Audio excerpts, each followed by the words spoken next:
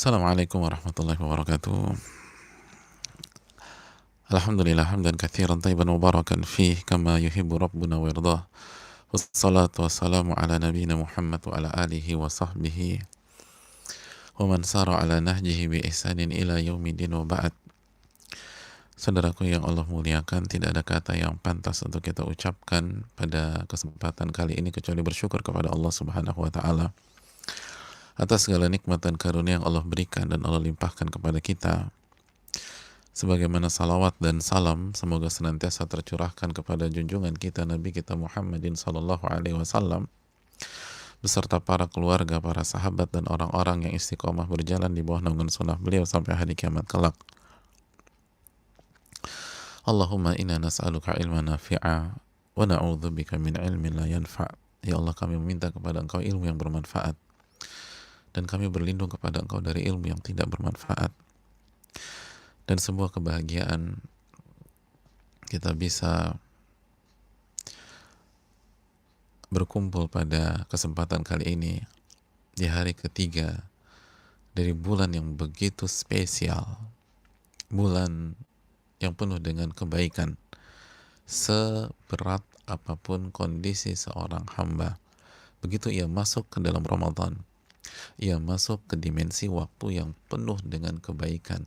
Ja'akum syahrul Ramadan syahrun mubarak, atau kama qala Nabi SAW bersabda, telah datang kepada kalian bulan Ramadan, bulan yang diberkahi. Dan tahukah kita apa yang dimaksud dengan keberkahan? Keberkahan adalah kebaikan yang menancap dengan kokoh, lalu langgeng dan berkembang. Itulah kebaikan dan itulah keberkahan yang ada di dalam bulan Ramadan kali ini. Oleh karena itu, setidak nyaman pun apapun kondisi kita, sekali lagi kalau kita renungkan, semuanya berkaitan dengan dunia kita. Adapun akhirat kita, apalagi di bulan Ramadan, aman jika kita cerdas dalam menyikapi pandemi ini. Maka ini pembuktian iman apa yang kita cari selama ini dalam kehidupan keseharian kita. Oleh karena itu, bersyukurlah kepada Allah Subhanahu wa taala yang memberikan kesempatan kita di kesempatan kali ini. Dan sekali lagi, kalau bukan taufik dari Allah Subhanahu wa taala, lalu adanya pandemi ini, mungkin kita tidak berjumpa dengan Riyadhus Shalihin pada saat-saat ini, dan kita tidak bisa mempelajari luasnya sunnah Nabi kita sallallahu alaihi wasallam yang dituangkan oleh Al-Imam An-Nawawi rahimahullahu ta'ala dalam kitabnya Riyadhus Shalihin. Oleh karena itu, bersyukurlah kepada Allah Subhanahu wa ta'ala atas segala nikmat yang Allah berikan kepada kita. Sebagaimana salawat dan salam semoga senantiasa tercurahkan kepada junjungan kita, uswah hasanah kita, Sayyidina Muhammadin sallallahu alaihi wasallam beserta para keluarga, para sahabat dan orang-orang yang istiqomah berjalan di bawah naungan sunnah beliau sampai hari kiamat kelak. Saudaraku yang Allah muliakan, masih bersama Al-Imam Yahya bin Sharaf bin Murri bin Hasan bin Husain bin Muhammad, atau yang biasa dikenal dengan nama Al-Imam An-Nawawi Asy-Syafi'i rahimahullahu ta'ala, salah satu ulama mazhab Syafi'i yang begitu dicintai oleh umat Islam, begitu dikagumi dan sangat menginspirasi jutaan bahkan miliaran orang dari waktu ke waktu. Dan saudaraku yang Allah muliakan, semoga Allah Subhanahu wa ta'ala memberkahi beliau, memberikan rahmat kepada beliau dan memaafkan segala khilaf beliau, dan semoga Allah Subhanahu wa ta'ala memasukkan beliau ke jannahnya, dan begitu juga dengan kedua orang tua beliau, orang-orang yang beliau cintai, dan seluruh umat Islam dimanapun berada. Saudaraku yang Allah muliakan, kita akan memasuki hadis yang keempat dari hadis-hadis yang dicantumkan Al-Imam An-Nawawi dalam bab keikhlasan, bab pertama dari Riyadhus Shalihin. Saudaraku yang Allah muliakan, bicara hadis yang keempat, kita akan berinteraksi dengan hadis Jabir bin Abdullah dan hadis Anas bin Malik radhiyallahu taala anhum. Mari kita masuk ke dalam hadis yang keempat. Qala al-Imam An-Nawawi rahimahullahu taala. Berkata al-Imam An-Nawawi rahimahullahu taala, wa an Abi Abdullah Jabir bin Abdullah Al-Ansari. Dari Abu Abdullah Jabir bin Abdullah Al-Ansari. Abu Abdullah adalah kunyah dari Jabir bin Abdullah Al-Ansari. Mungkin sebagian belum tahu apa maksud kunyah. Kunyah itu seperti ya, apabila di masyarakat kita ada seorang ibu, anaknya ada di SD kelas 2, nama anaknya Ali. Karena namanya anaknya Ali, maka si ibunya ini dikenal oleh teman-teman wali-wali murid yang lain, mamanya Ali. Mamanya Ali kemana sih? Gitu loh. Siapa lagi yang kita tunggu nih? Kan kita harus mulai rapat. Mamanya Ali belum datang. Nah, mamanya Ali itu kunyah. Itu dalam bahasa Arab secara umum itu kunyah. Walaupun dalam dunia perkunyahan itu tidak harus ke anak. Seperti Aisyah. Aisyah Ummu Abdillah. Sedangkan Aisyah kita tahu nggak punya anak. Kita tahu tidak punya anak. Atau Abu Hurairah. Dan seterusnya. Tapi secara umum kunyah itu adalah panggilan kehormatan di dunia Arab atau kultur Arab, dan akhirnya digunakan oleh Islam.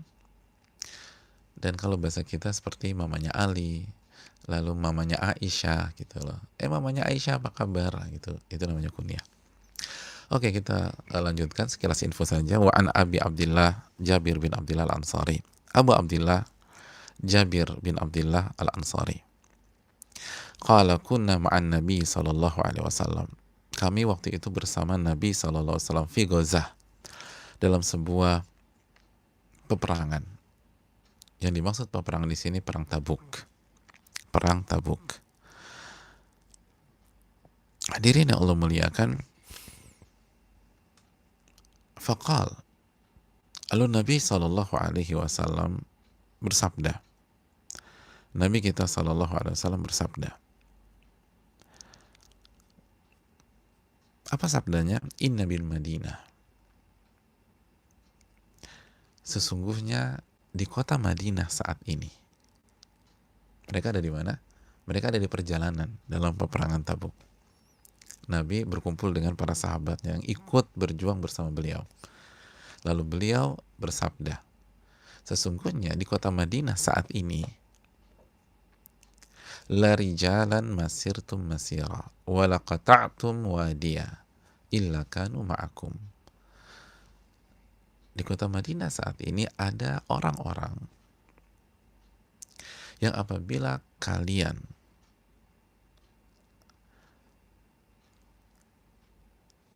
melangkah di setiap langkah dalam perjalanan ini dan melewati semua lembah dalam perjalanan ini, tidaklah kalian lakukan itu semua kecuali mereka bersama kalian.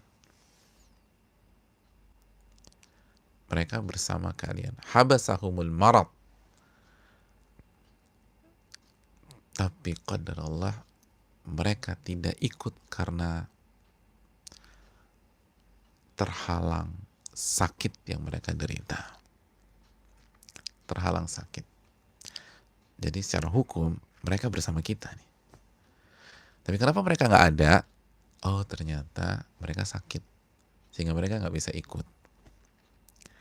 Sehingga mereka tidak bisa ikut. Hadirin yang Allah muliakan, kita lanjutkan. Wa fi riwayah, dan dalam riwayat yang lain, illa syarakukum fil ajar, kecuali mereka menyertai kalian dalam pahala. Dalam pahala.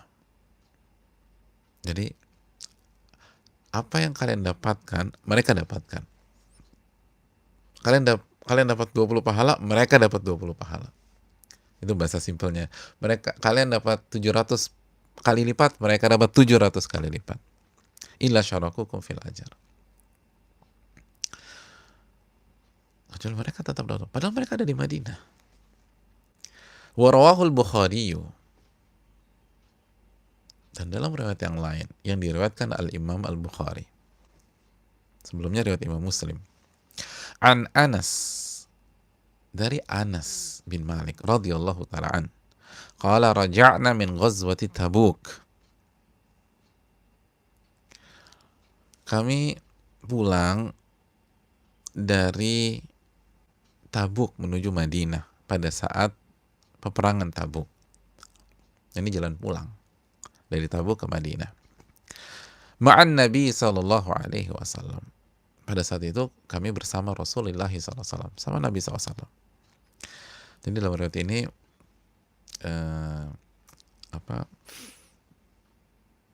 lebih clear, lebih jelas di perang Tabuk. Dan waktu itu bersama Nabi SAW. Dan di perjalanan pulang.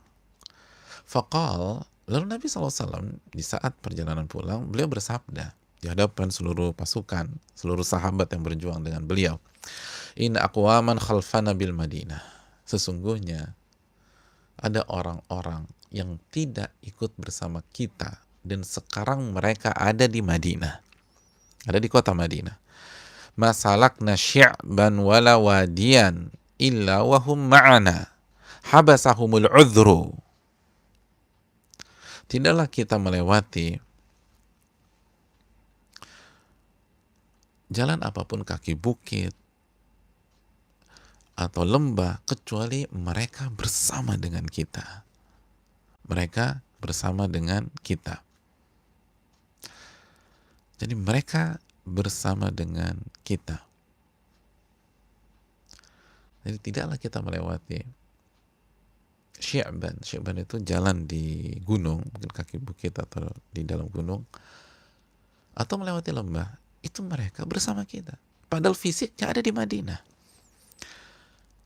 Kenapa mereka nggak ada secara fisik? Habasahumul udhru. Karena mereka tidak bisa ikut disebabkan alasan syar'i. Alasan syar'i. Dalam hadis ini lebih global. Alasan syar'i itu macam-macam. Sakit, nggak punya uang, atau karena tugas. Sekilas info, Ali bin Abi Thalib nggak ikut karena disuruh jaga kota Madinah. Padahal nggak sakit. Padahal punya uang. Jadi semua alasan syar'i. Hadirin yang Allah muliakan, inilah hadis yang menjadi menu kita pada kesempatan kali ini. Hadis yang luar biasa.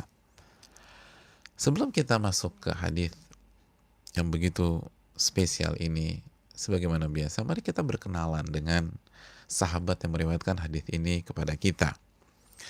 Yang pertama adalah Jabir bin Abdullah Al-Ansari.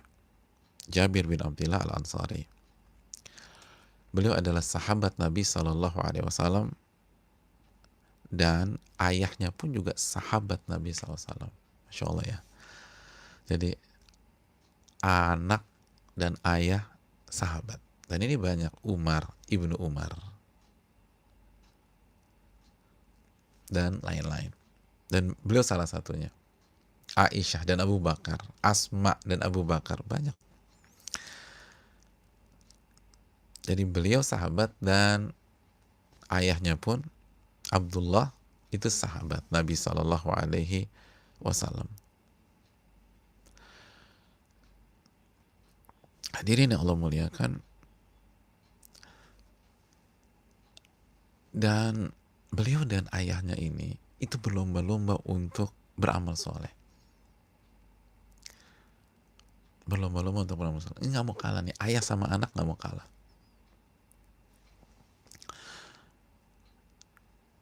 Hadirin yang Allah muliakan,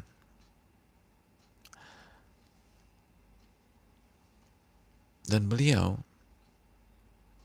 juga termasuk orang-orang yang mengikuti Bai'at Ridwan. Dan ada pada saat hari Hudaybiyah. Terlalu panjang kalau kita bahas, tapi jadi gambaran umumnya aja ya. Kalau ada yang kepo atau penasaran, coba abis selesai kajian ini googling Hudaybiyah itu apa sih, Baitur Ridwan apa. Dan Baitur Ridwan sempat kita bahas di kajian sore. Nah, Jabir ada pada hari itu, dan di hari itu Nabi SAW bersabda, antum khairu ahlil ard. Kalian di hari Hudaybiyah, Nabi menyatakan kepada sahabat-sahabat yang ikut beliau di hari Hudaybiyah, antum khairu ahlil ard. Kalian adalah sebaik-baik penduduk bumi. Hadits Bukhari dan Muslim. Dan Jabir ada pada hari itu. Jadi Jabir termasuk yang terbaik di tengah-tengah penduduk bumi. Hadirin yang Allah muliakan. Dan beliau adalah orang yang sangat semangat dalam belajar. Nah, ini kunci beliau. Ini sosok sangat semangat dalam belajar dan menyampaikan ilmu. Hadis yang beliau riwayatkan dari Nabi SAW itu mencapai 1540 hadis. 1540 hadis. Dan sangat semangat belajar. Makanya Allah angkat, yarfa'illahu alladhina amanu minkum walladhina utul ilma darajat. Dan hadirin yang Allah muliakan, bahkan diriwayatkan itu beliau di akhir-akhir usia beliau, udah tua nih, di akhir-akhir umur beliau, dan beliau tuh meninggal kalau nggak di tahun 73, ada yang mengatakan 77, ada yang mengatakan 79. Jadi udah lama tuh. Itu masih di akhir-akhir, udah tua, masih pergi ke Mekah hanya untuk mendengarkan dan mencari hadis, lalu begitu dapat pulang lagi ke Madinah, ke Mekah hanya untuk mendengar hadis Nabi SAW, hanya untuk mendapatkan hadis Nabi SAW. Lalu begitu dapat, balik lagi ke Madinah,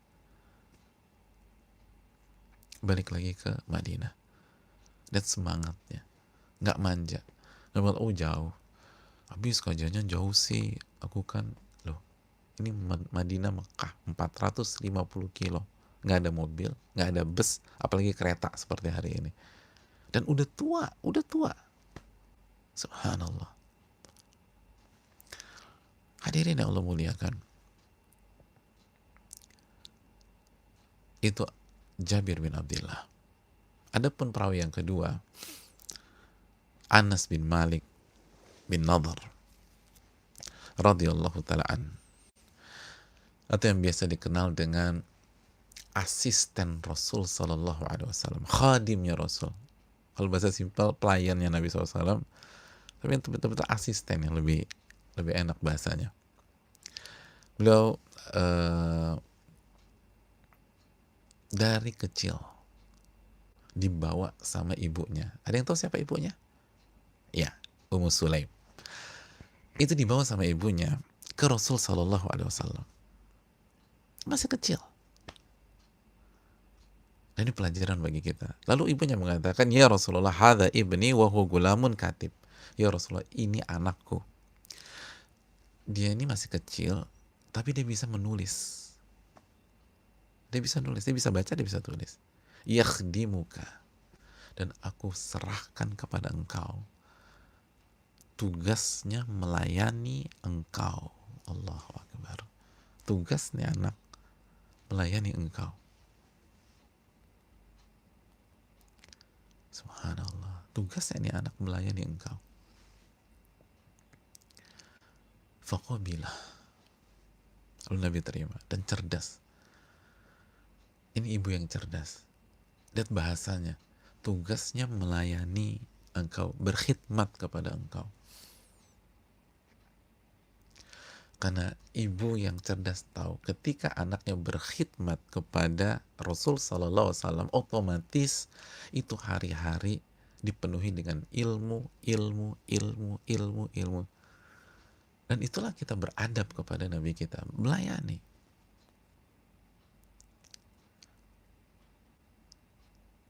Bayangkan, ibu berani bilang gitu, ini anak saya nih, buat engkau, udah mau diapain terserah deh. Tugasnya melayani engkau ya Rasul. Subhanallah. Siapa di antara kita gitu? Datang ke gurunya, ini anak saya udah kasih. Terserah mau diapain, tugasnya melayani engkau.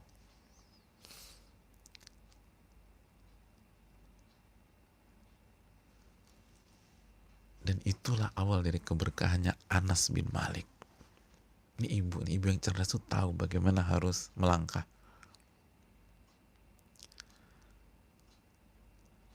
Kalau kita kan baru sampai sebatas Ustadz tolong doain ya gitu loh. Ustadz ini anak saya tolong doain ya, semoga jadi anak yang soleh. Ummu Sulaim enggak, dibawa ke Nabi, ini anak saya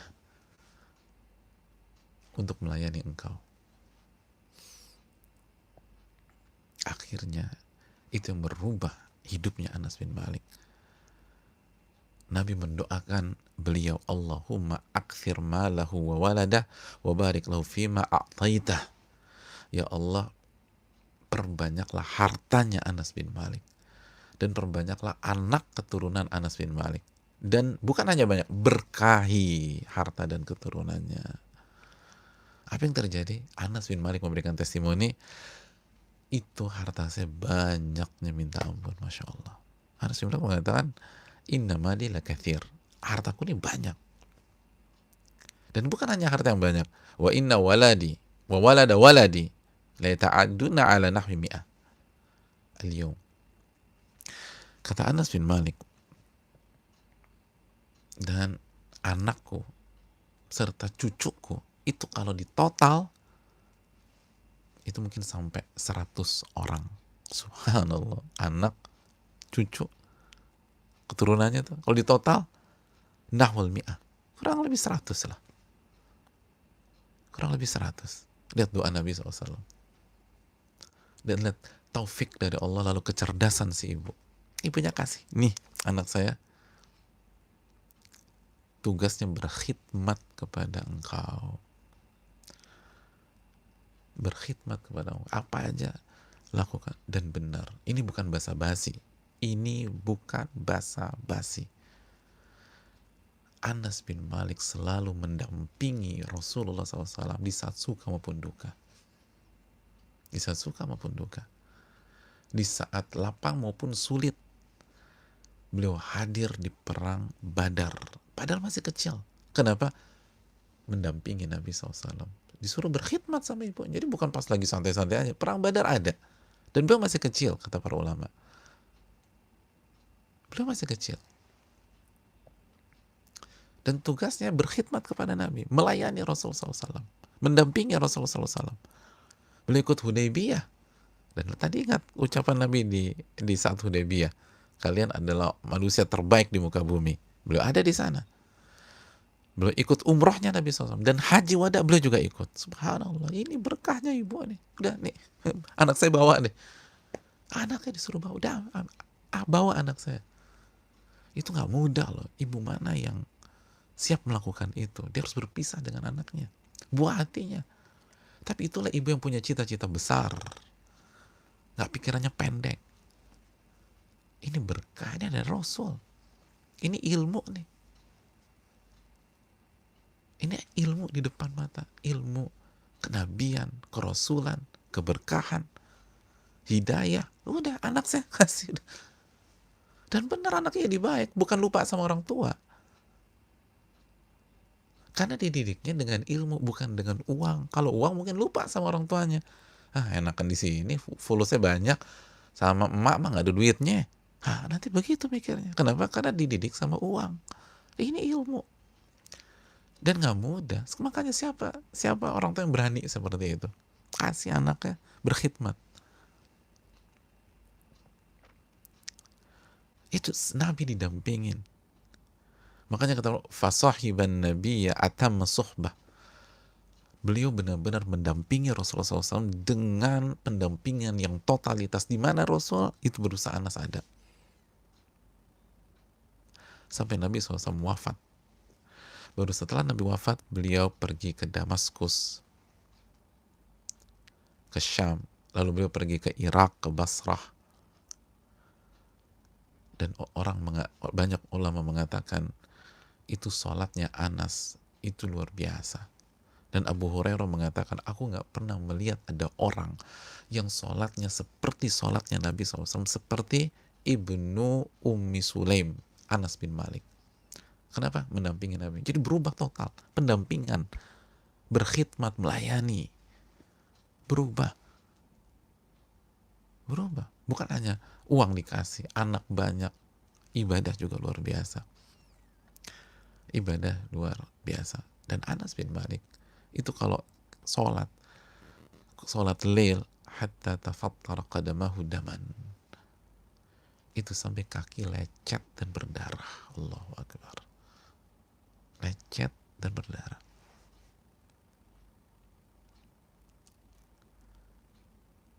Karena alas nggak seperti sempuk sekarang, nggak ada permadani, nggak ada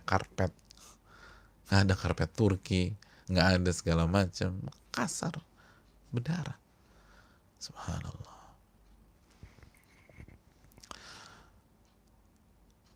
Hadirin yang Allah muliakan, dan hadis yang beliau riwayatkan itu mencapai 2286 hadis, dan beliau usianya sangat panjang sampai dikatakan sampai usia 100 tahun, dan meninggal di tahun ke-93 Hijriah.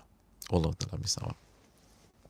Anas bin Malik radhiyallahu anhu. Dan masih banyak cerita, tapi setidaknya itulah Jabir bin Abdullah dan itu Anas bin Malik. Dan mulailah berkenalan dengan para sahabat-sahabat Nabi Shallallahu Alaihi Wasallam. Melihat, dan dua-duanya cinta terhadap ilmu dan berani untuk ilmu. Jabir sampai tua masih pergi ke sana, pergi ke sini untuk nuntut ilmu. Padahal udah tua, masih pergi ke Mekah, pergi ke Syam hanya untuk mempelajari ilmu Nabi Shallallahu Alaihi Wasallam atau ilmu Allah Subhanahu Wa Taala. Anas bin Malik dikasih sama ibunya, nih ambil, biar anakku disuruh apa aja terserah, suruh ngangkut dia beresin rumah, atau disuruh ke sana bawain barang lah, beli bawang lah, ke pasar lah, udah terserah mau diapain. Yang penting anak saya ini sama engkau ya Rasul, selalu berkhidmat. Dan diwanti-wanti anak pokoknya berkhidmat sama Nabi ya. Dapat ilmu banyak. Nah kalau anak dimanjain, ini nggak bisa dapat ilmu. Harus ada pengorbanan dari orang tua. Wallahu ta'ala alam bisawab. Oke, saudaraku yang Allah muliakan, kita masuk ke poin berikutnya, ke hadis Nabi kita Sallallahu Alaihi Wasallam. Hadirin yang Allah muliakan,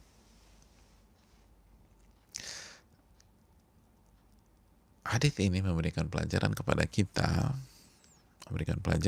kita bahwa orang yang memiliki niat yang ikhlas dan niat yang bulat, yang kokoh untuk mengerjakan sebuah amal soleh,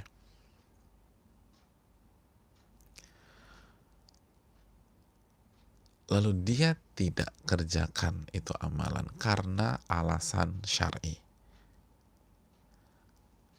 maka ia tetap mendapatkan pahala orang yang beramal tersebut. Al-Imam Ibnu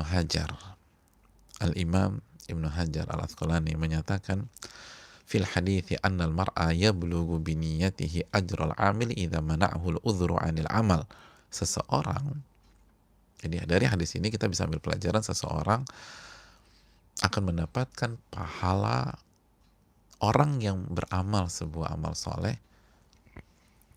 dengan niat ikhlasnya, dengan niat bulatnya, tekadnya, jika akhirnya dia tidak berhasil mengerjakan amalan tersebut karena alasan syar'i atau karena alasan yang dibenarkan oleh syar'i.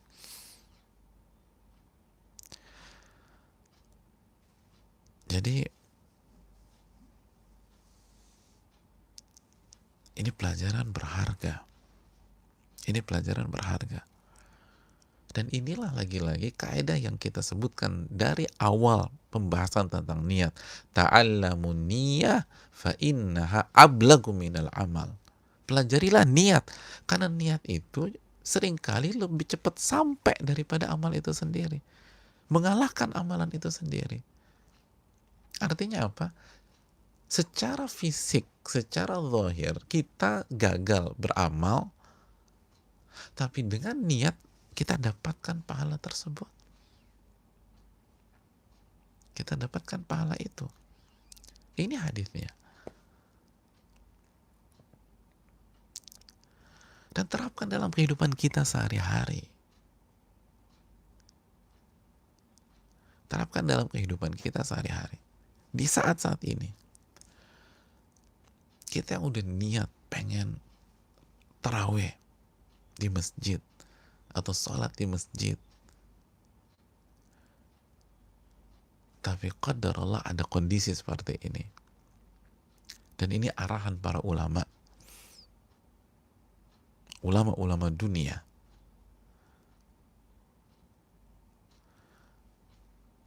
bagi tempat atau wilayah yang menjadi penyebaran COVID-19 misalnya, dan yang dinilai perlu oleh pihak-pihak yang berwenang dan memiliki data, maka insya Allah kita dapat pahala itu. Ini dalilnya, illa syarakukum, kecuali mereka akan dapat pahala kalian. Mereka nggak berangkat,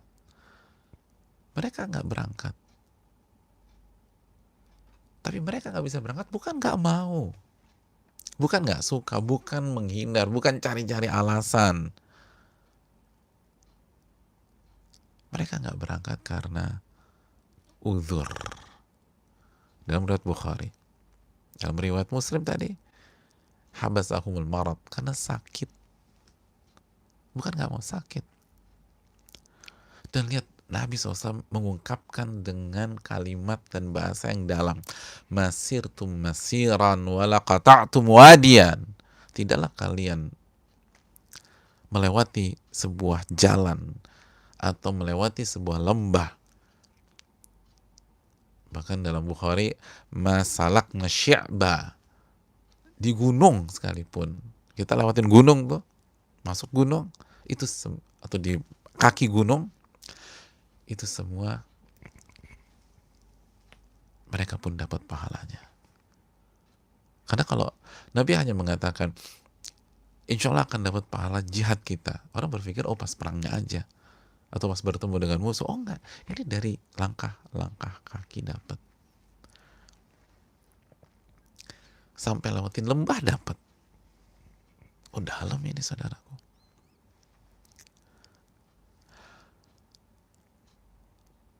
Jadi jangan berkecil hati. Oleh karena itu, sebagaimana yang sempat kita sampaikan, memang di Ramadan kali ini kita lebih terbatas atau kita dibatasi. Tidak sebebas Ramadan yang lalu. Tapi kalau kita renungkan, pembatasan tersebut hanyalah pembatasan amalan-amalan fisik. Itu pun gak semuanya. Kita masih bisa baca Quran, kita masih bisa sholat tarawih di rumah, kita masih bisa puasa. Dan yang dibatasi adalah amalan-amalan fisik.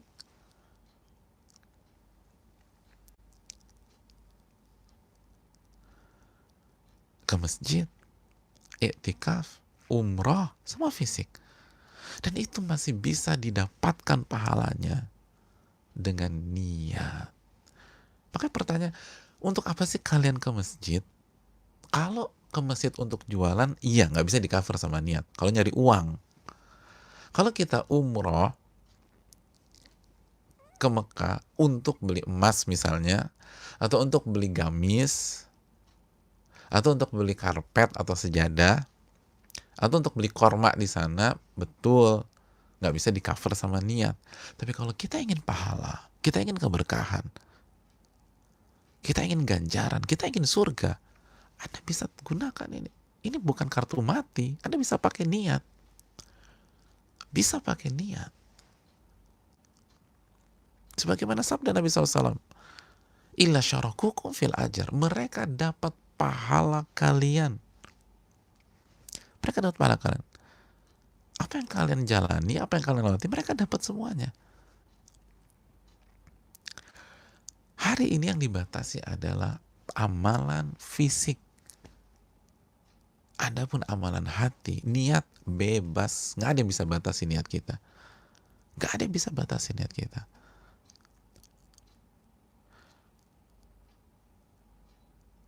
Lalu apa yang membuat kita larut dalam kesedihan? Larut. Kesedihan yang tidak produktif. Nanti kita jelaskan, ada kesedihan yang produktif. Tapi banyak pihak, ini sedihnya nggak produktif. Aduh ini beda. Kenapa sih lo nggak baca Quran? Aduh gue kayaknya kehilangan soul gue dari Ramadan kali ini. Loh, ini ada masalah dengan niat Anda. Ini bukan karena kondisi. Bukankah dulu para ulama-ulama kita, banyak dari mereka menghadapi Ramadan jauh lebih berat dari kita sekarang. Tapi nggak ada yang kita nggak dengar mereka down, mereka jatuh, mereka malas baca Quran. Emang tujuan kali Anda, kalau tujuannya seru-seruan, happy-happyan, ketemu-ketemu teman, ketawa, ketiwi, betul. Tapi kalau tujuan kita pahala, dapat. Nggak ada yang tercegah. Illa syarakukum fil ajar. Niat kita pengen ke masjid, niat kita pengen iktikaf, niat kita pengen umroh dan benar jujur sama Allah. Jujur sama Allah Subhanahu wa ta'ala. Sebagaimana dikatakan para ulama, ini adalah tentang kejujuran. Ini tentang kejujuran.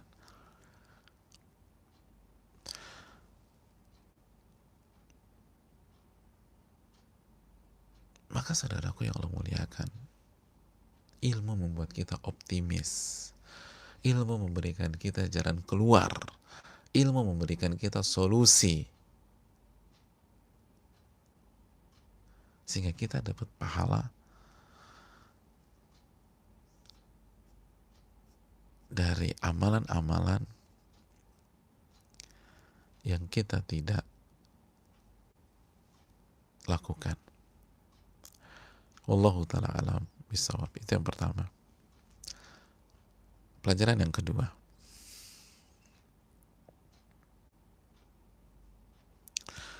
Pelajaran yang kedua,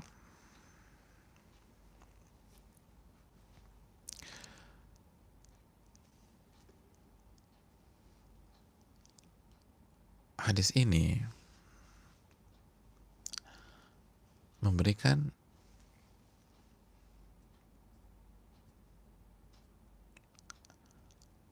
pelajaran kepada kita bahwa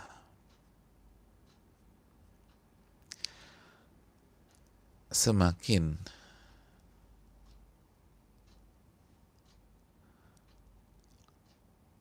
sedih dan menyesal karena tidak bisa mengerjakan sebuah ibadah karena alasan syar'i, maka semakin banyak mendapatkan pahala.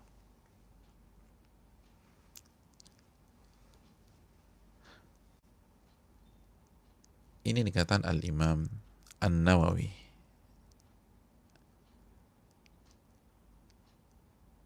rahimahullah dalam Syarah Muslim. Kita dengarkan ucapan beliau, wa annahu kullama aktsara min at-ta'assufi ala fawati dzalika wa tamanna kaunahu ma'al ghaza wa nahwahum kathura thawabuh. Dan setiap kali seseorang itu bertambah sedih atau menyesal karena kehilangan kesempatan beribadah, dan bertambah keinginannya untuk bergabung dengan orang-orang yang beribadah tersebut, maka semakin besar dan semakin banyak pahalanya. Kathura thawabu, pahalanya semakin besar. Inilah sedih yang produktif sebagaimana yang kita katakan tadi.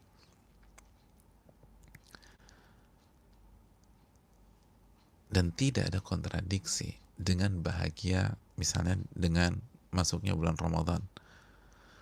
Karena ulama kita mengatakan seperti yang dijelaskan Syekh Ibrahim Ar-Ruhaili dalam menjalani sebuah episode takdir kehidupan, seringkali seorang muslim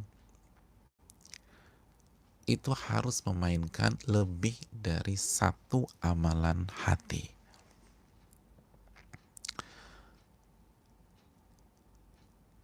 Lebih dari satu amalan hati. Jadi bisa jadi dia harus gembira di satu sisi karena Allah suruh kita gembira ketika datang atau mendapatkan hidayah, mendapatkan Al-Quran, mendapatkan iman, kedatangan Ramadan. Qul bifadlillahi wa birahmatihi fabidzalika falyafrahu wa khairun mimma yajma'un. Katakanlah, hendaklah mereka bergembira dengan karunia Allah dan rahmat Allah. Apa karunia dalam ayat tersebut? Ada yang masih ingat? Surat apa itu?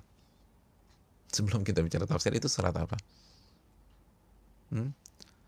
Surat Yunus ayat 58. Apa makna karunia? Iman, Islam.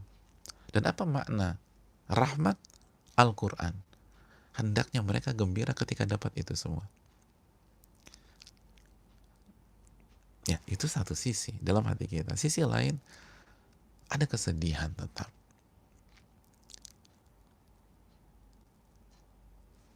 Nggak bisa ke masjid. Tapi ketika ini digabungkan menjadi satu paket, maka akan menjadi paket yang produktif dan dahsyat luar biasa.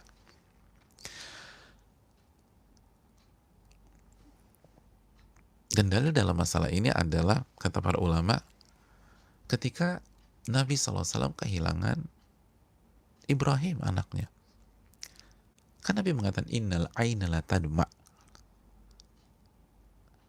Mata ini meneteskan air mata.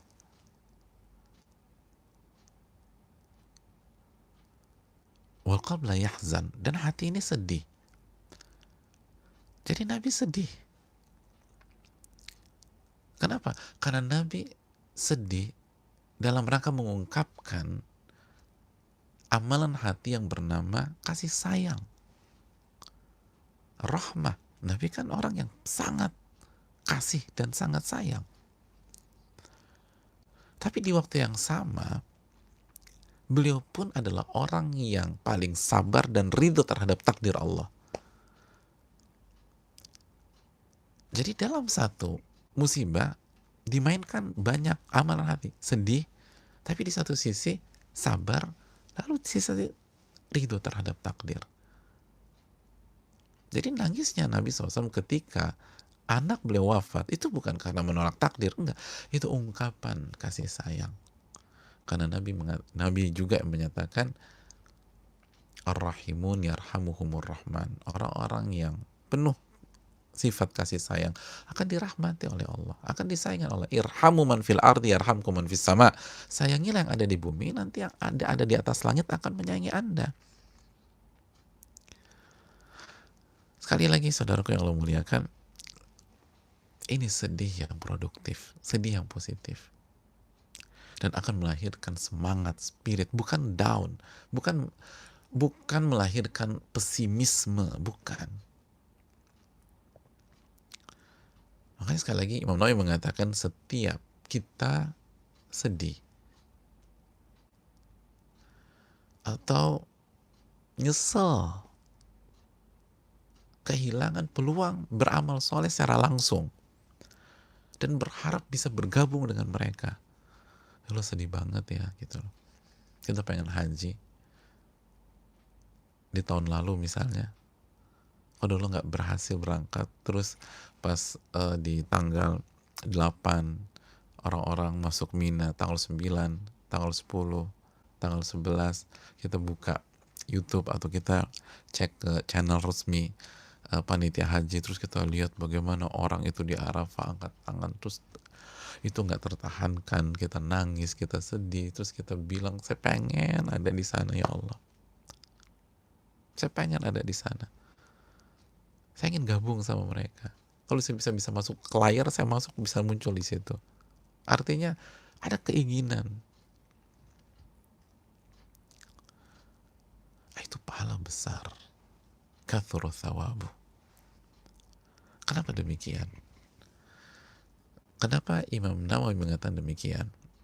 Saudaraku yang Allah muliakan. Karena sekali lagi, hadis ini tidak bisa dipisahkan dengan kejadian yang terjadi sebelum Nabi berangkat ke perang Tabuk.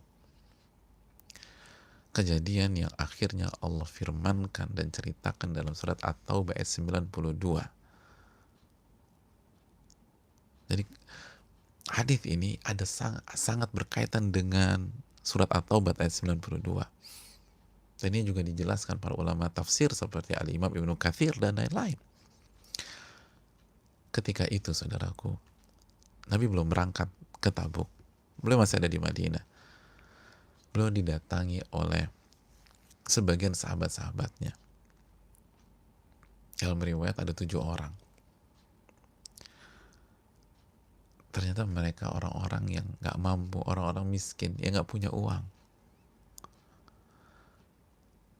Tapi ingin berjuang bersama Nabi SAW, ingin ikut berangkat bersama Nabi SAW. Dan sekilas info bagi kita semua, pada saat itu banyak yang berangkat berjuang bersama Nabi di perang Tabuk itu harus modal sendiri, harus keluar uang karena kas terbatas. Nabi SAW tidak bisa membiayai seluruh sahabat yang ingin berangkat, kas terbatas. Jadi para sahabat yang ikut itu banyak yang modal sendiri, dan yang nggak punya uang datang ke Nabi SAW, datang kepada Nabi SAW. Kenapa mereka datang? Cari-cari alasan atau mengucapkan selamat tinggal, selamat jalan. Nabi selamat jalan ya, kita stay di sini. Semangat Nabi, semangat gitu loh. Padahal dalam hatinya lega, alhamdulillah gue nggak ikut. Wong ini mau berhadapan dengan musuh besar. Bukan itu. Mereka tidak berpikir demikian. Mereka datang ke Rasul SAW memohon dan meminta agar beliau mengajak mereka, membiayai mereka, mendanai mereka sehingga mereka bisa berjuang bersama Rasul SAW. Tolong bawa kami ya Rasul, kami ingin berjuang bersama engkau, tolong bawa kami. Minta uang? Enggak. Minta beras? Enggak, mereka nggak mampu. Minta dibawa, diikut sertakan dengan kafilah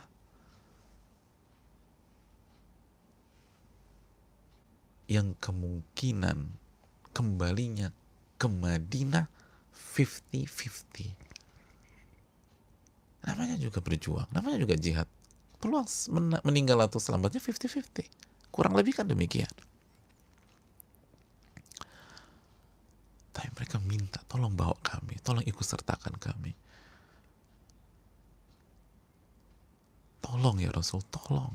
Kami minta. Allah mengatakan, wala 'alal ladzina idza ma atauka litahmilahum. Dan tidak ada tidak ada dosa, tidak ada celah bagi orang-orang yang datang kepada engkau, wahai Rasul. Untuk apa? Untuk meminta diikut sertakan, litahmilahum, agar engkau membawa mereka. Membawa kemana? Ke pertempuran, ke sebuah tempat yang kemungkinan nyawa mereka melayang di tempat itu, ke sebuah tempat yang bernama Tabuk, yang membuat mereka harus kehilangan semuanya, kehilangan anak, kehilangan istri, kehilangan dunia, kehilangan nyawa. Litahmilahum, agar engkau membawa mereka. Lalu Allah ceritakan, qul ta'ala ajidu ma ahmilukum alaih. Saudaraku, gimana perasaan kita kalau ada orang, tolong bawa saya mau ikut berjuang dengan Anda, tolong bawa saya mau ikut berjuang dengan Anda, ikut sertakan kami akan lakukan apapun, kami ingin berjuang dengan Anda. Oh, luar biasa. Kebayang gak sih hari itu kalau kita ada di lokasi, kita ngeliat pemandangan demikian, orang ngemis di saat ahli dunia itu minta uang, minta makanan, minta segala macam. Dan mungkin juga bukan ahli dunia, ada dan itu orang susah kan. Di saat banyak orang demikian, ini ada orang-orang minta tolong bawa kita, tolong bawa. Oh, subhanallah.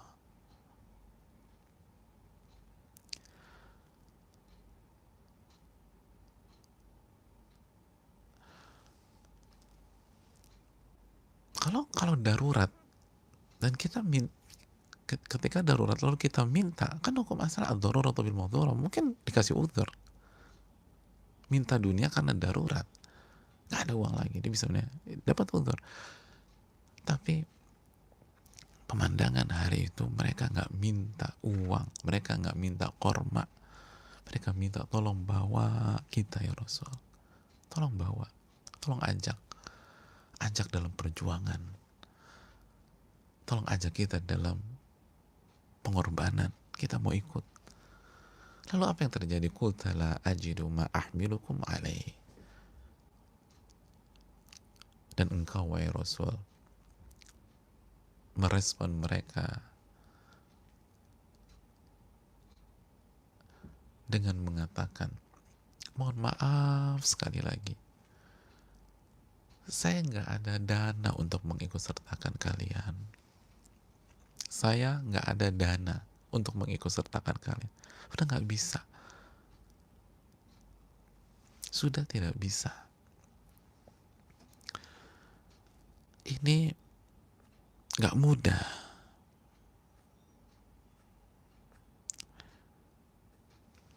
Dan tempatnya jauh. Tabuk itu kurang lebih jaraknya 778 kilo dari Madinah. 778 kilo dari Madinah. Jauh, 700-an kilo, bayangin. Jakarta mana nih? 700-an kilo.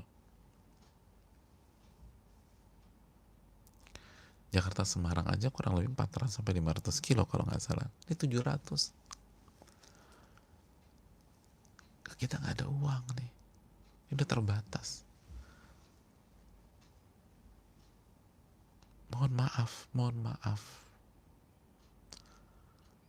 Dengan berat hati Nabi SAW mengatakan demikian. Apa yang terjadi jemaah? Tawallau wa a'yunuhum tafidu minad dam'i hazanan alla yajidu ma yunfiqun.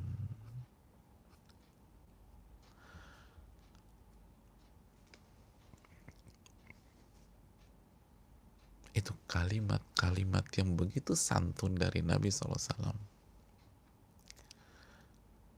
Ibarat pisau yang mengoyak hati mereka. Sakit.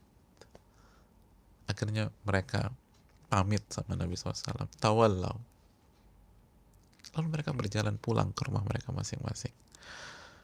Dan Allah ceritakan di dalam Al-Quran apa yang terjadi pada saat mereka pulang ke rumah mereka masing-masing tawallaw wa a'yunuhum tafidhu minad dam'i hazanan alla yajidu ma yunfiqun. Mereka pulang ke rumah mereka dengan kondisi nangis. Allah, nangis. Nangis. Tawallaw wa a'yunuhum tafidhu minad dam', dan mata mereka nggak kuasa untuk menahan air mata tersebut. Keluar, keluar, keluar. Sedih. Karena nggak punya uang, nggak punya uang untuk apa? Untuk traveling, nggak punya uang untuk belanja, nggak punya uang untuk jalan-jalan,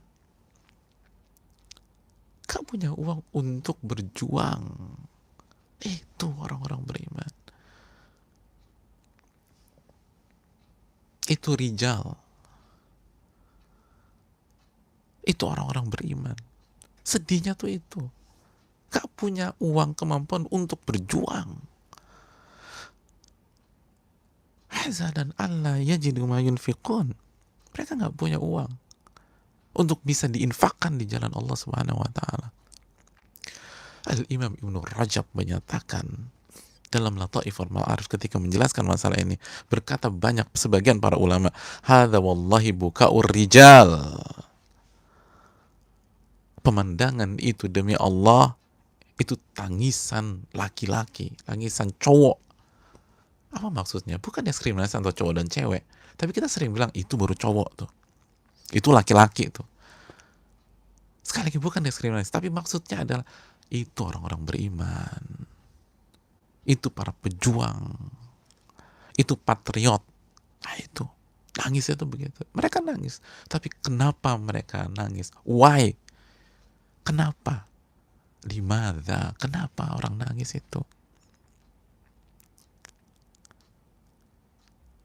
Mereka nangis baku ala faqdihim warahil yatahammaluna alaihi ilal maut fi mawatin turaqud fiha dima fi sabilillah. Mereka nangis karena mereka nggak bisa ikut dengan sebuah kafilah yang mengantar mereka kemungkinan ke kematian, mengantarkan mereka ke tempat yang menjadi tempat darah itu tumpah. Subhanallah.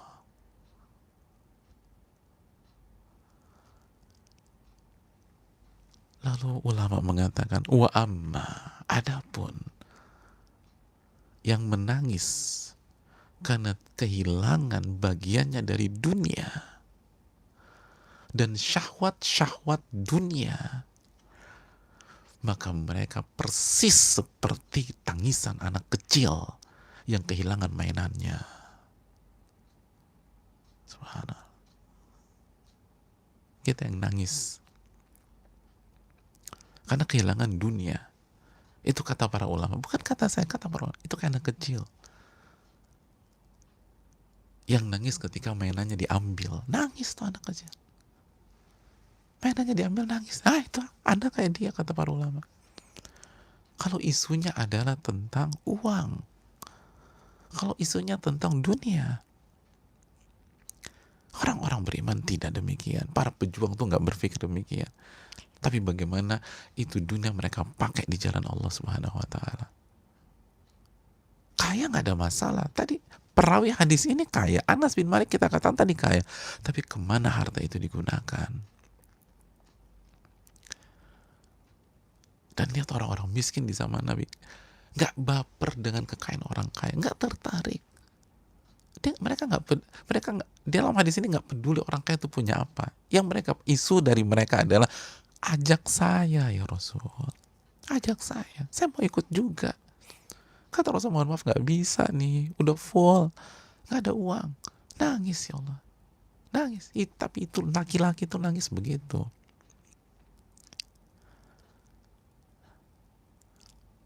Beda level jamaah.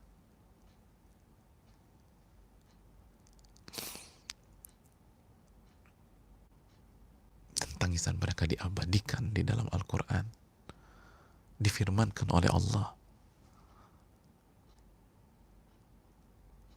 dan terus termaktub di Al-Quran sampai nanti hari kiamat atau menjelang hari kiamat.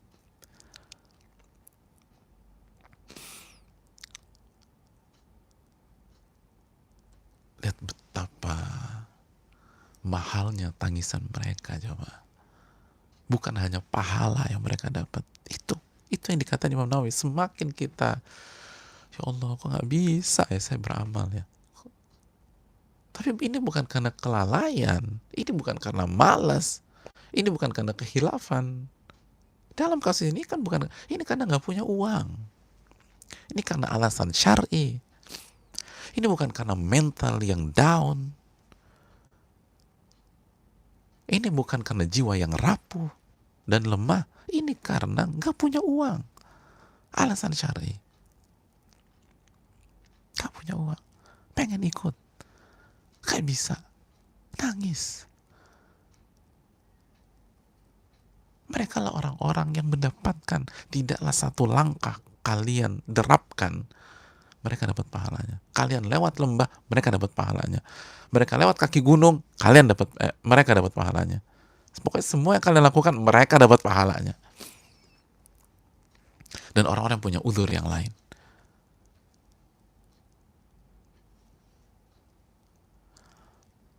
Dan tangisan mereka kita baca sampai hari ini. Termaktub dalam surat At-Taubah ayat 92. Dan terus kurang berkah apa nangis. Maka saudaraku yang Allah muliakan, ini kesedihan yang produktif, ini yang positif. Digabungkan dengan iman kepada takdir. Dan ingat alasan syar'i. Oleh karena itu jamaah sekalian, hadis ini harus menjadi motivasi dan pembakar semangat kita di hari-hari ini.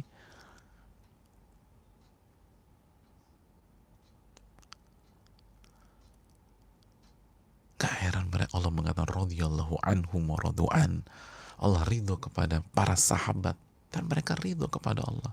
Atau ayat 100. Begitu cara mereka menjalani hidup jamaah.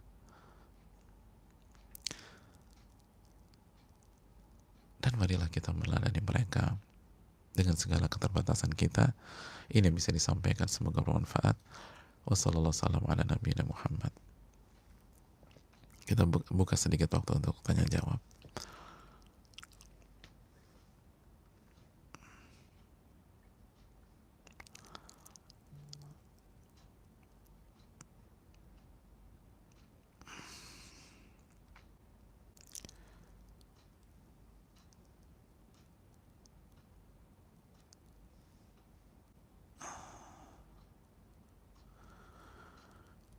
Bismillah, Afan Pak Ustadz mau bertanya, jika ada seorang ibu niat awal ingin fokus mendidik anak sesuai dengan tuntunan Allah dan Rasulnya Sallallahu Alaihi Wasallam, walau ilmunya minim tapi diusahakan dengan terus belajar ilmu parenting, kemudian fokus yang kedua untuk belajar adab dan bahasa Arab. Setelah itu di tengah perjalanan dia lupa tujuan akhirnya karena ujian dan hatinya disibukkan oleh fitnah cobaan. Pertama, yang menjadi pertanyaan Ana, bagaimana caranya agar ibu itu fokus pada dua hal tersebut dan mendapat ridha Allah Subhanahu wa taala. Saudaraku yang Allah muliakan,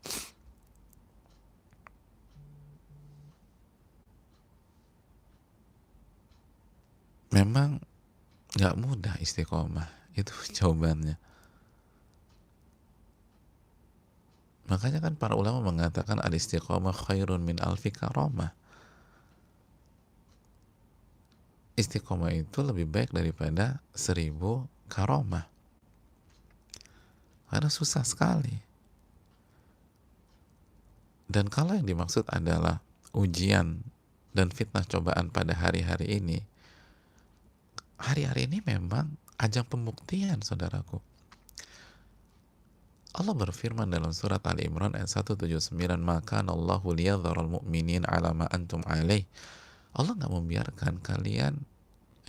membiarkan orang-orang beriman seperti kondisi kalian pada saat ini yang tenang, yang nyaman, ada di zona aman. Enggak, Allah akan kasih ujian. Tujuannya apa? Hatta yamizal khabitha minat thayyib. Agar terlihat mana yang rusak, mana yang buruk, mana yang KW, dan mana yang ori. Maka mintalah pertolongan kepada Allah, perbanyak doa kepada Allah, dan mulai muhasabah pada hari-hari ini, dan kembali luruskan niat kita, luruskan lagi tujuan kita, dan fight lagi. Ihris ala ma yanfa'uk wasta'in billah wala ta'jaz. Nabi SAW mengatakan, bersungguh-sungguhlah dalam mengejar yang bermanfaat bagi Anda, minta pertolongan kepada Allah dan jangan lemah. Wallahu ta'ala bisawab.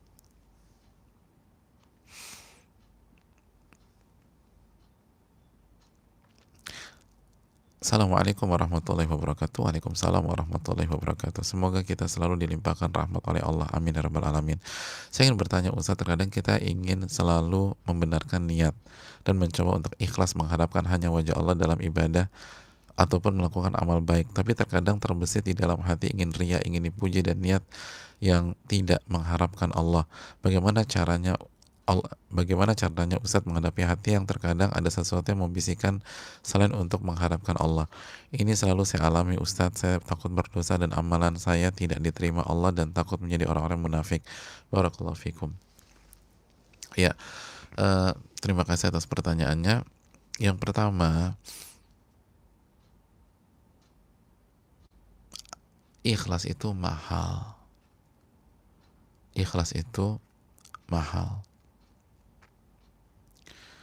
Dan butuh perjuangan tanpa batas. Itulah ucapan para ulama, seperti ucapan Al-Imam Daruqutni, imam besar. Imam Daruqutni mengatakan, "Talabna al-ilma li ghairillah fa'aba an yakuna illa lillah." Dulu tuh kita awal-awal belajar, dulu kita awal-awal menuntut ilmu, niatnya tuh bukan karena Allah. Lalu dalam prosesnya, ilmu itu enggan kecuali tertuju kepada Allah. Artinya dengan melalui proses waktu dan terus istiqomah, mulai deh yang menyimpang lurus lagi. Itu butuh waktu. Kalau ulama seperti Al-Imam Daruqutni aja begitu, mungkinkah kita nih yang bukan ulama, yang ilmunya masih cetek segala macam, lalu dengan mudahnya mengklaim yang penting ikhlas. Oh, anak alhamdulillah ikhlas. Oh, kan nggak apa-apa kalau ikhlas. Ini Imam Daruqutni, hadirin. Dan Imam Zahabi pun menyampaikan hal yang sama. Dan bukan Imam Daruqutni dan Imam Zahabi aja, banyak para ulama mengatakan hal yang serupa. Dulu di fase-fase awal kita nggak ikhlas. Lihat kejujuran para ulama. Sedangkan kita mengklaim ikhlas. Ikhlas itu barang murah hari ini. Padahal kalau kita lihat, mayoritas yang mengklaim adalah orang-orang di fase awal perjalanan, fase awal hijrah dan seterusnya. Sedangkan ulama kita yang benar-benar jelas-jelas ulama, Al-Imam Daruqutni, Imam Zahabi, itu mengakui, jujur, dulu kita nggak ikhlas. Tapi kita berjuang, baru bisa ikhlas. Kalau mereka aja demikian, apalagi kita. Kalau mereka berjuang, apalagi kita.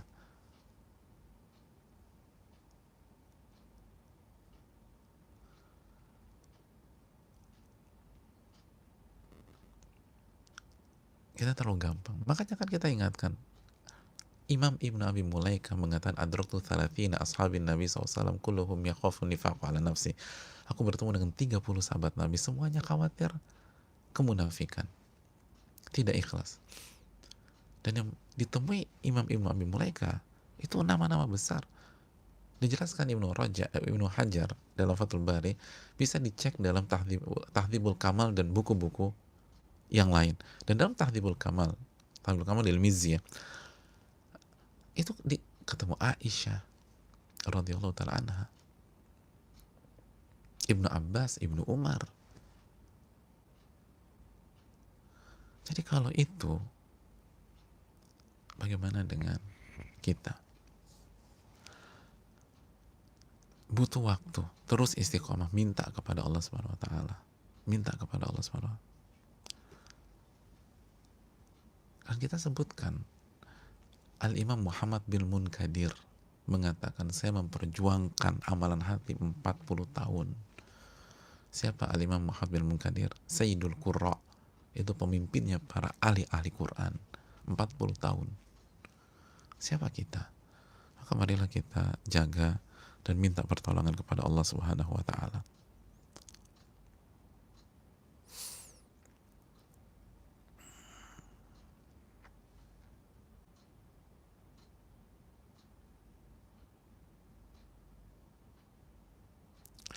Assalamualaikum warahmatullahi wabarakatuh. Waalaikumsalam warahmatullahi wabarakatuh. Semoga Allah Subhanahu wa taala merahmati Pak Ustadz, keluarga, tim, seluruh umat Islam. Amin ya rabbal alamin. Semoga Allah mengampuni dosa-dosa kita, menerima amal soleh kita, dan menjaga hati kita. Amin ya rabbal alamin. Begitu juga yang bertanya. Bismillah, Afan izin bertanya Ustadz, jika kita berniat ingin berhaji, kita menabung tapi kalau Allah agak nggak terkumpul, habisnya harta kita pun di jalan Allah. Lalu lewat musim haji, lalu berlalu ya musim haji, dan kita tidak berangkat karena uangnya tidak cukup, apakah kita tetap dapat pahala haji karena niat kita? Jazakallahu khairan. Pada dasarnya insya Allah dapat sebagaimana hadis di atas, tapi yang perlu kita camkan, habisnya gimana nih? Karena haji fardu ain kan, walaupun fardu ain bagi yang mampu ya, man istata'a ilaihi sabila, bagi yang mampu berangkat ke tanah suci. Tapi artinya karena haji adalah hukumnya wajib, dan haji menjadi rukun Islam yang kelima, maka hendaknya kita prioritaskan. Artinya harus nabung gitu loh, nabung, karena ini wajib ain, sekali dalam seumur hidup. Walaupun kalau kita meninggal dan kita tercatat nggak mampu, nggak ada masalah, tapi harus ada skala prioritas untuk haji, karena ini rukun Islam yang kelima. Dan insya Allah kekumpul, insya Allah, asal kita prioritaskan. Dan ini untuk haji kita nabung bukan untuk jalan-jalan, nabung untuk bukan beli barang, bukan beli mobil atau motor, kita nabung untuk haji. Insya Allah mudahkan. Baru setelah itu baru amalan-amalan sunnah dan fardu kifayah lainnya. Wallahu ta'ala bishawab.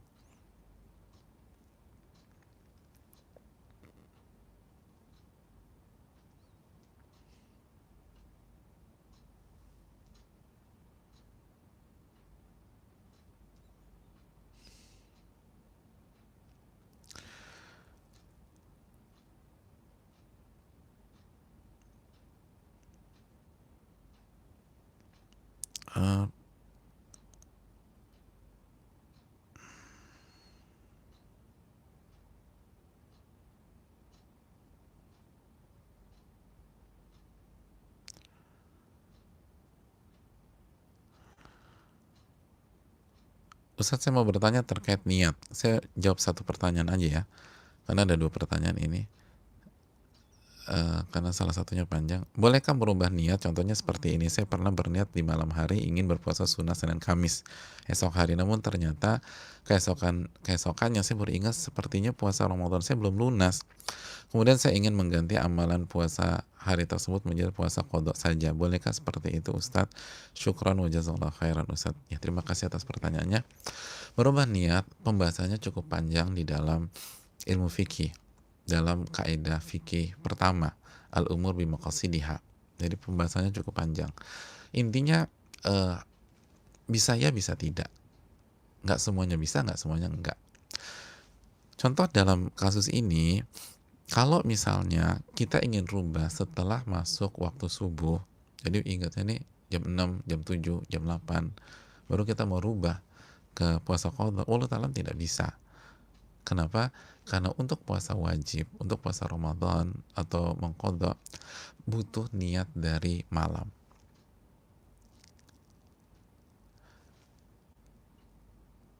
Kata Nabi SAW, siyam liman lam yubayyitu niyah, tidak ada puasa wajib bagi orang yang belum berniat di waktu malam, dan malam batasannya sampai subuh. Wallahu ta'ala bishawab. Jadi untuk kasus ini nggak bisa.